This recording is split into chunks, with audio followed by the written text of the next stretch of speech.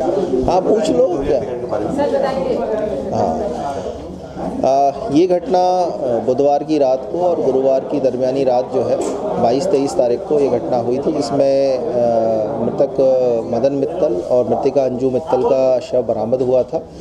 साथ में पास के अलमीरा से कुछ सामान भी गायब होना बताया गया था। तो हम लोगों ने स्टार्टिंग में इसमें तफ्तीश शुरू की और आसपास के सारे सबूत और जो भी सुराग मिल सकते हैं उनको जुटाना शुरू किया। तो इससे ये पता लगा कि पीछे की साइड से एक रोड जाती है, वो ये रोड पेट्रोल पंप की तरफ में निकलती है। तो हम लोगों ने पेट्रोल पंप और उसके आसपास के एरिया का फुटेज देखना शुरू किया और छानबीन करना शुरू की। तो उसमें पता लगा कि पेट्रोल पंप के फुटेज में कि रात को 12 से और 2:30 बजे के बीच में कुछ लड़कों की मूवमेंट वहाँ पे हुई है। फिर हमने चेक किया तो ये पता लगा कि सामने जो चखना सेंटर है पेट्रोल पंप के सामने, उसमें भी एक छोटी चोरी हुई है, जिसमें कुछ चखना का सामान, कुछ जर्दा गुटखा इस तरह का सामान गया है। लकीली चखना दुकान के अंदर में एक सीसीटीवी लगा हुआ था। तो सीसीटीवी में 3 लड़कों का फुटेज आया। हमने उस फुटेज की बेसिस पे अलग अलग टीमें तय की और उन टीमों को जगह जगह हमने घुमाया। तो उसमें से जो 3 लड़के हैं वो झगरपुर गांव के हमको उसमें पकड़े गए। उन 3 लड़कों को ले जाके हमने जगह जगह फिर जो घटना उन्होंने क्या किया था, किस तरह की घटना की, उसका हमने डेमो करवाया। तो तीनों लड़के बड़ी आसानी चखना दुकान की घटना के बारे में बताए, बट जैसे ही वो लोग उधर बोलते कि हम उधर से चखना दुकान से पीछे की गली में घुसे, तो सबका वर्जन अलग अलग आता था कि कुछ और बताता, कोई कुछ और बताता। तो उससे हमको शक हुआ कि ये लोग कहीं ना कहीं कुछ छुपा रहे हैं। फिर हमने थोड़ा सा और उनसे डिटेल में पूछताछ की और जब क्रॉस क्वेश्चनिंग की तो उन्होंने बताया कि हम एक घर में वहाँ से घुसे थे। और हमने फिर पता किया कि तुम्हारे साथ में कौन का था, तो उन्होंने और भी 3 लड़कों का कि हम 3 के ग्रुप से और मिले थे और उनके बारे में हमको बताया। जैसे जैसे हमने डिटेल में पूछताछ करते गए, धीरे धीरे करके वो हमको डिटेल बताया। उन्होंने पूरा बताया कि हम कैसे कैसे उसके अंदर घुसे थे, कैसे कैसे हम अंदर गए। हमने पहले सारे पूरे घर का ऊपर से नीचे तक रैकी किया था, घर में कौन कौन सोया था, ये सब के बारे में उन्होंने जानकारी दी। और फिर बाद में हमने किस तरह से घटना की, जिसमें उन्होंने बताया कि 3 नाबालिग और 1 बालिग लड़का घर के अंदर घुसे थे और 2 लड़के बाहर सड़क की तरफ निगाह रखने के लिए खड़े हुए थे। इन्होंने घर में घुसने के बाद में, क्योंकि इनको अलमारी खोलने का कोई तरीका नहीं मिला था, तो उन्होंने ज़ोर से अलमारी को पकड़ के खींचा था, जिसकी आवाज़ से जो मृतिका अंजू अग्रवाल है वो उठी थी। तो 3 जो नाबालिग बच्चे हैं उन तीनों ने मिलके तकिए से दबा के, एक ने पैर पकड़ के, हाथ पकड़ के और तकिए से दबा के उनको मारा था। उसकी बेड में हलचल के बाद में जो मृतक मदन मित्तल है वो उठे थे, तो उनको भी लिया था लाल रंग का। वो दुकान वाला भी बताया है, बट वो शक्ल उसकी नहीं पहचानता इस तरीके से, क्योंकि वो बहुत कम टाइम के लिए रहा था। बट वो बताया मेरे यहाँ से बैग खरीद के लोग लेके गए थे। तो हमने वो कपड़े भी बरामद किए हैं इनके घर से और अब आगे की तलाश हमारी संदीप के लिए जारी है। कितने आरोपी हैं, कितने पकड़े हैं? टोटल 6 आरोपी है, जिनमें से 5 पकड़ में आ गए हैं। एक जो आरोपी है जिसके पास अभी सामान का बैग है वो अभी फरार है।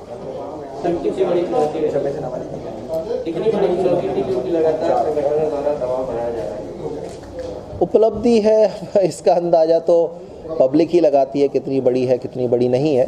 बट हमारे लिए रिलीफ की बात है कि हमारा केस सॉल्व हुआ, क्योंकि बहुत ही कॉम्प्लिकेटेड केस था, जिसमें स्टार्टिंग से ही हम लोग काफ़ी उलझ भी गए थे, क्योंकि मोटिव समझ में नहीं आ रहा था कि आखिर ऐसा क्या हुआ कि आदमी बहुत सारा सामान छोड़ के चला गया और कुछ ही सामान लेके गया और चोरी के इरादे से ही आया था, क्या उनको मारने की आखिर क्या ज़रूरत पड़ी।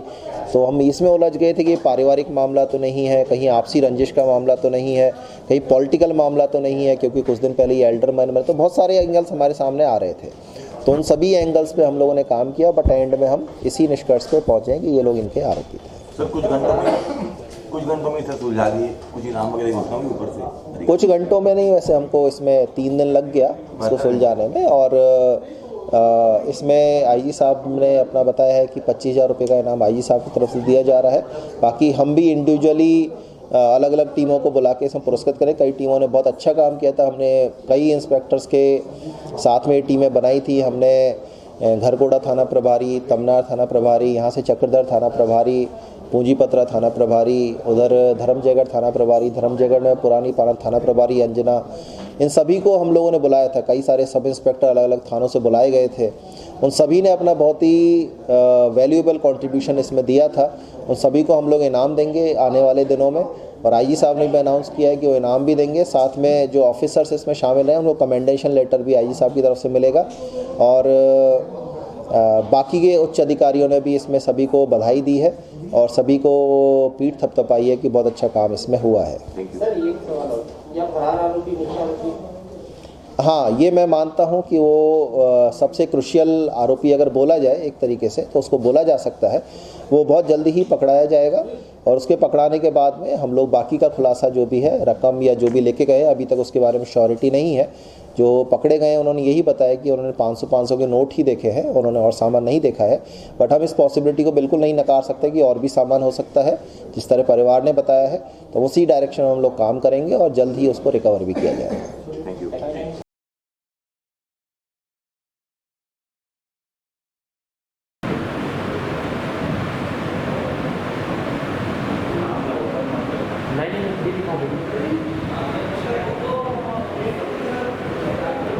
कोई आदमी होता है तो कुछ भी लगता है। सर इनके जो 2 मोबाइल पहले चोरी हुए थे उसके भी कुछ नहीं कोई अपने को मुझे लगता है कि जब वो एक लड़का मिलेगा तो हमको लगता है बाकी कड़ियाँ भी इसका खुलेगी। सर एक मेरा सवाल, मर्डर बाद में पता चला कि आने के बाद ही मर्डर हो गया। ऐसा कुछ है। सामने सबसे पहले तो लोगों ने यही जानकारी दी ना कि मर्डर हो गया। चोरी का उल्टा बाद में जब अलमारी खोले तब पता लगा लॉक थी और अलमारी इतनी कमजोर थी कि हमने बाद में ट्राई भी करके देखा कि उन्होंने इसको पकड़ के जब ऐसे खींचा तो आवाज़ करते हुए वो खुल जाती है। उसमें से लकड़ी के एक दूसरे फ्रिक्शन की आवाज़ आती है चढ़ करके और फिर उसमें वो खुल जाती है थोड़ा सा। उस जैसे ही उसने उसको खोला तो उसकी आवाज़ को सुन के वो जो बूढ़ी औरत सोई होती वो उठी उसमें। जैसे ही वो उठती है तो 3 लड़के जो ये थे ये उसके ऊपर उसका जो तकिया होता है उसी को उसको